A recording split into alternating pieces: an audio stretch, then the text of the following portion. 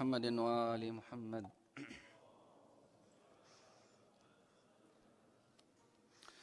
اللهم صل على محمد وآل محمد.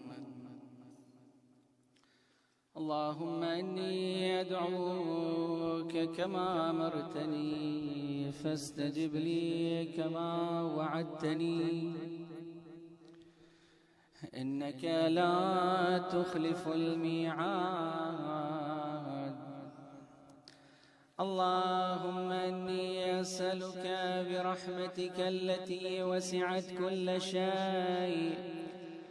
وبقوتك التي قهرت بها كل شيء وخضع لها كل شيء وذل لها كل شيء،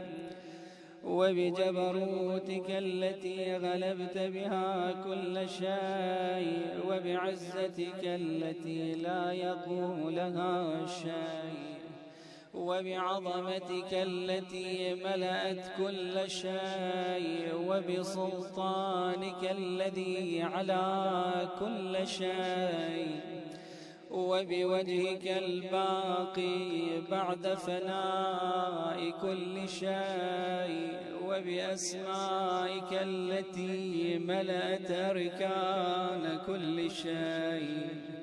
وبعلمك الذي أحاط بكل شيء وبنور وجهك الذي أضاء له كل شيء. يا نور يا قدوس يا أول الأولين ويا آخر الآخرين، اللهم اغفر لي الذنوب التي تهتك العصام، اللهم اغفر لي الذنوب التي تنزل النقم، اللهم اغفر لي الذنوب التي تغير النعم، اللهم اغفر لي الذنوب التي تحبس الدعاء، اللهم اغفر لي الذنوب التي تنزل البلاء، اللهم اغفر لي كل ذنب أذنبته وكل خطيئة أخطأتها، اللهم إني أتقرب إليك بذكرك وأستشفع بك إلى نفسك وأسألك بجودك أن تدنيني من قربك وأن توزعني شكرك وأن تلهمني ذكرك، اللهم إني أسألك سؤال خاضع متذلل خاشعين أن تسامحني وترحمني وتجعلني بقسمك راضيا قانعا وفي جميع الأحوال متواضعا، اللهم وأسألك سؤال من اشتدت فاقته وأنزل بك عند الشدائد حاجة وعظم فيما عندك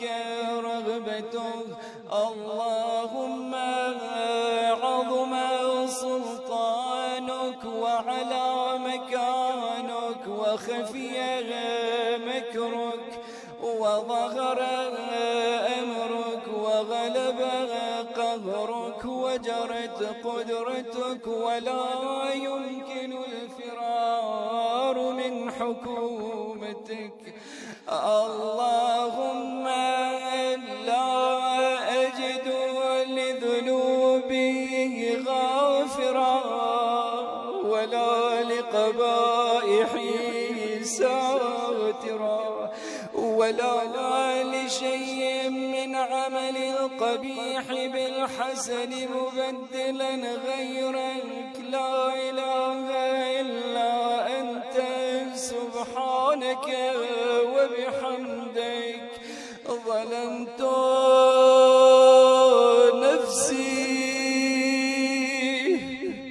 ظلمت نفسي وتجرأت بجهلي وسكنت إلى قديم ذكرك لي ومنك علي. اللهم مولاي كم من قبيح سترته، وكم من فادح من البلاء أقلته، وكم من عثار وقيته، وكم من مكروه دفعته، وكم من ثناء جميل لست أهلا له نشرته. اللهم عظم بلائي وأفرط به سوء حالي، وقصرت بي أعمالي، وقعدت بي أغلالي، وحبسني عن نفعي بعد آمالي، وخدعتني الدنيا بغرورها، ونفسي بخيانتها ومطالي. يا سيدي فأسألك بعزتك ألا يحجب عنك دعائي سوء عملي وفعالي، ولا تفضحني بخفي ما اطلعت عليه من سري، ولا تعاجلني بالعقوبة على ما عملته في خلواتي من سوء فعلي وإساءتي ودوام تفريطي وجهالتي وكثرة شهواتي وغفلتي. وكن اللهم بعزتك لي في الأحوال كلها رؤوفا،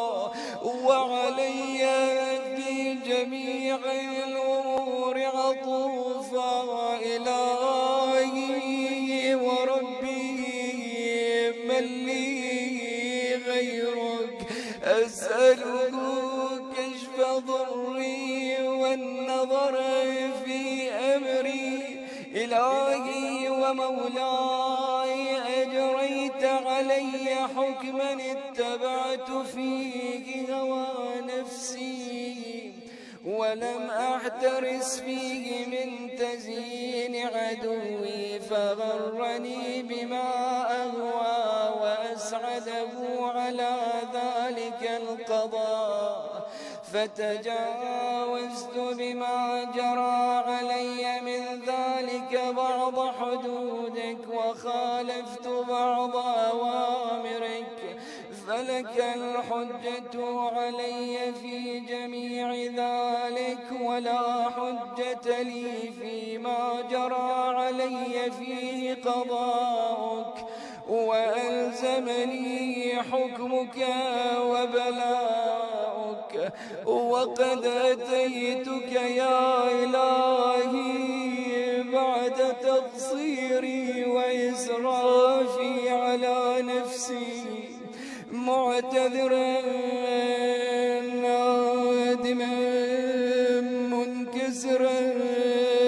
مستقيلا مستغفرا منيبا مقرا مذعنا معترفا. لا أجد مفرا مما كان مني، ولا مفزعا أتوجه إليه في أمري غير قبولك عذري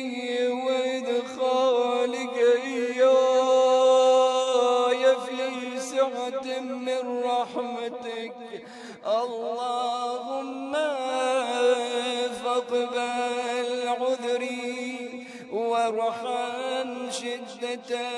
ضري وفكني من شد وثاقي يا رب ارحم ضعف بدني ورقة جلدي ودقة عظمي يا من بدأ خلقي وذكري وتربيتي وبري وتغذيتي هبني لابتداء كرمك وسالف برك بي يا إلهي وسيدي وربي أتراك معذبي بنارك بعد توحيدك وبعد من طوى عليه قلبي من معرفتك ولهج به لساني من ذكرك واعتقده ضميري من حبك وبعد صدق اعترافي ودعائي خاضعا لربوبيتك هيهات أنت أكرم من أن تضيع من ربيت أو تبعد من أدنيت أو تجرد من آويت أو تسلم إلى البلاء من كفيته ورحمته وليت شعري يا سيدي وإلهي ومولاي أتسلط النار على وجوه خرت لعظمتك ساجدا وعلى ألسن نطقت بتوحيدك صادقا وبشكرك مادحا وعلى قلوب اعترفت بإلهيتك محققا وعلى ضمائر حوت من العلم بك حتى صارت خاشعا وعلى جوارح سعت إلى أوطان تعبدك طائعا وأشارت باستغفارك مذعنا ما هكذا الظن بك ولا أخبرنا بفضلك عنك يا كريم يا ربي وأنت تعلم ضعفي عن قليل من بلاء الدنيا وعقوباتها وما يجري فيها من المكاره على أهلها على أن ذلك بلاء ومكروه قليل مكثوب يسير بقاء قصير مدته فكيف احتمالي لبلاء الآخرة وجليل وقوع المكاره فيها وهو بلاء تطول مدته ويدوم مقامه ولا يخفف عن أهله لأنه لا يكون إلا عن غضبك وانتقامك وسخطك وهذا ما لا تقوم له السماوات والأرض يا سيدي يا سيدي يا سيدي فكيف بي وأنا عبدك الضعيف الذليل الحقير المسكين المستكين يا إلهي وربي وسيدي ومولاي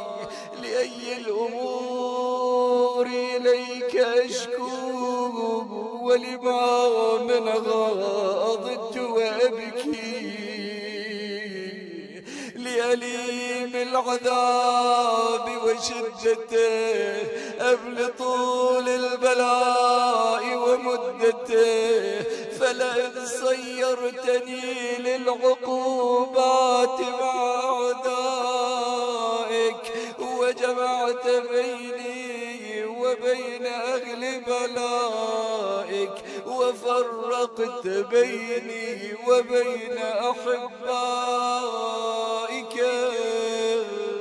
وأوليائك، فهبني يا إلهي وسيدي ومولاي وربي، صبرت على عذابك فكيف أصبر على فراقك، وهبني صبرت على حر نارك فكيف أصبر عن النظر إلى كرامتك، أم كيف أسكن في النار ورجائي عفوك، فبعزتك يا سيدي ومولاي أقسم صادقا لئن تركتني ناطقا لأضجن إليك بين أهلها ضجيج الآملين، ولأصرخن إليك صراخ المستصرخين، ولا أبكين عليك